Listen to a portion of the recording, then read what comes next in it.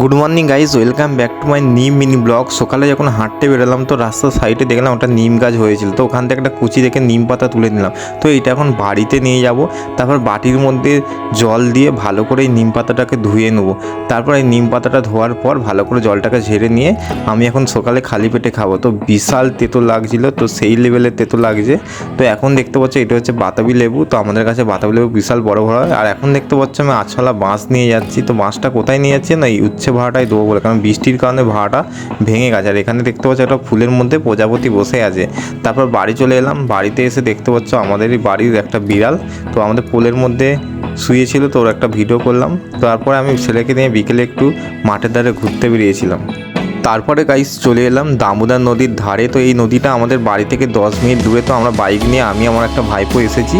তো আজকের মতন মিনি ব্লগটা এখানেই শেষ করছি, দেখা হচ্ছে অন্য কোনো একটা ভিডিওতে। বাই।